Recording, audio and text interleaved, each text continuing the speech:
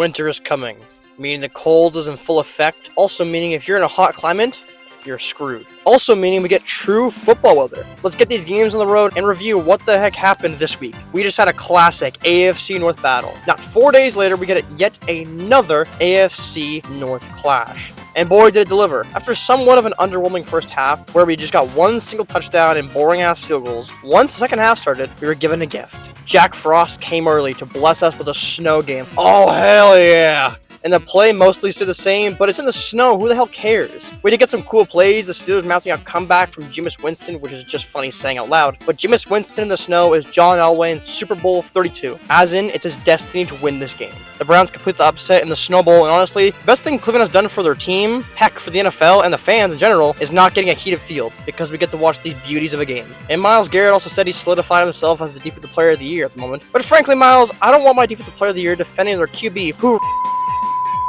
And the Browns don't care because he throws good football. So me personally, Myles, you fall just short of Dexter Lawrence. No offense taken.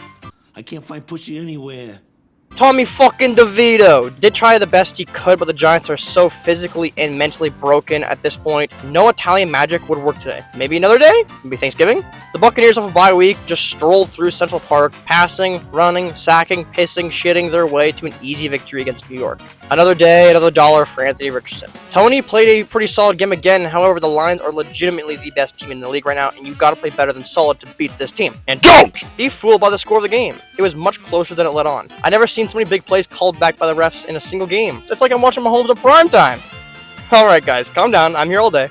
Yeah. The Lions win again, and the Colts are still technically in the AFC South race because the Texans can't figure their shit out. Dolphins facing the Pats and some dumb bullshit. Tua played amazing. Drake May's team's pretty damn terrible. He can't do much. Dolphins winning games. Tua killed a man, and they roll on. I had a feeling this Texans team would lay an egg against the Tennessee Titans, and guess what they did? After starting off not so good with being down 17-7 to Will Levis, who at the time had 0 incompletions, but fortunately for them, they got their shit together and made it a tie game. Hooray! Stroud throws a pick and gives the Titans more points. Not good. Some other shit happened, another Stroud INT, and the Titans take a 2-score lead, but Will Levis realized one thing: he's playing too good, and he has to tone it down a little bit with a pick 6. Will Levis then realized he's playing too bad and has to play good, so here's a 70-yard touchdown on your head. Some back and forth, but the Texans managed to get down the field for a field goal, and oh my fucking god, he fucking missed it, what a bum. And the Titans can't finish shit, so they punt again, but CJ Stroud decided to pull a Dan Orlovsky.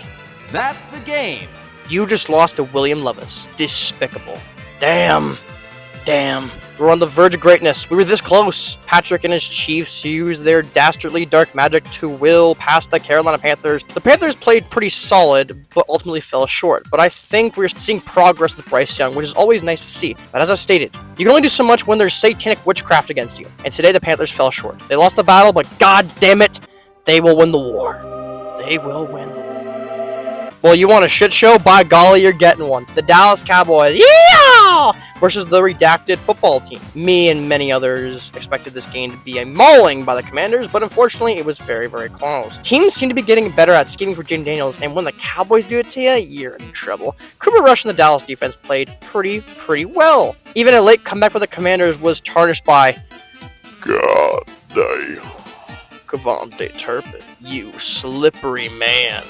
The Commanders managed to stop the Cowboys, but there's little to no time left. But maybe there's... Oh my god, the Dallas defense still fucking sucks! And there it goes! We got ourselves a tie game! You just gotta hit the PAT and... well, never mind. There it goes. And he missed. Well, so much for that. The Cowboys have won their first game since that 2-day game they had against Pittsburgh. Congrats, I guess?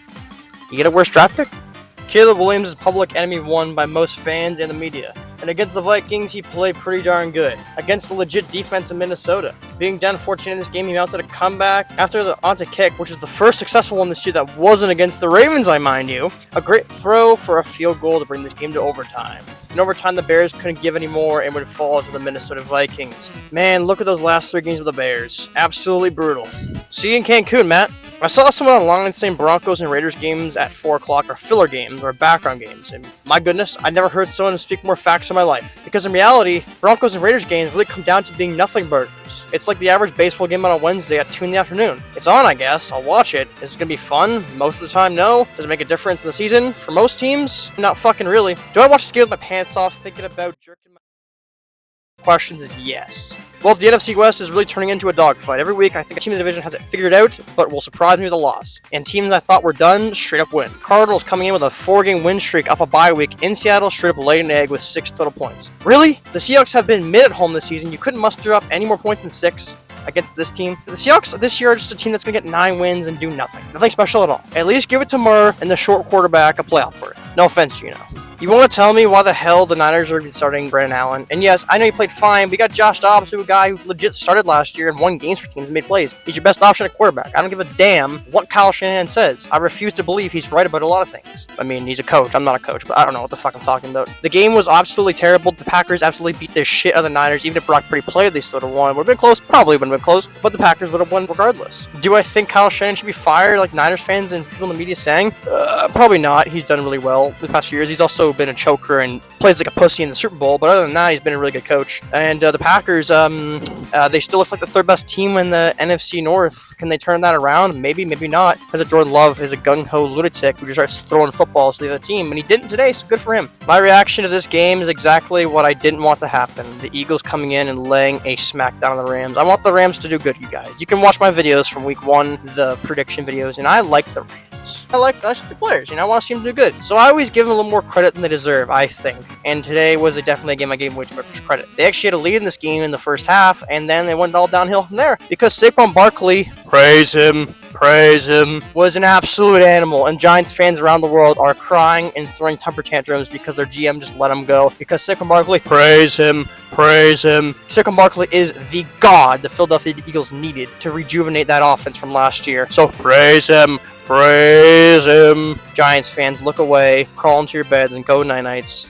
It's over. Try again next year. The Eagles are a legit team this year. The Harbaugh Bowl, where 2 brothers collide and 2 top AFC teams collide. And the game was decent. The Chargers started off with a 10-0 lead that quickly got erased with the Ravens getting 2 touchdowns because the Ravens did their patented starting slow technique in the first quarter and a half, which I love seeing. And then the Ravens and Chargers would go back and forth on field goals. Eventually, the Ravens would pull away with 2 touchdowns, going up 14 points in the fourth. The Chargers get a garbage time touchdown, and the Ravens would win by 7 points in the Harbaugh Bowl. John has beaten Jim 3 times out of 3 in their head-to-head matchups. This game was very strange. The Ravens need to stop starting slow because I know once the playoffs comes and they face a team and they start off slow, it's going to backfire them. So please stop doing it, Baltimore. I love you guys, but please stop doing it. Overall, fun game, and hopefully these 2 teams see each other in the playoffs again this year, but it doesn't matter. We're all going to die anyways. And that is the week of football, ladies and gentlemen. Hopefully you enjoyed it. It's going to be another great week next week, hopefully, and goodbye, everybody.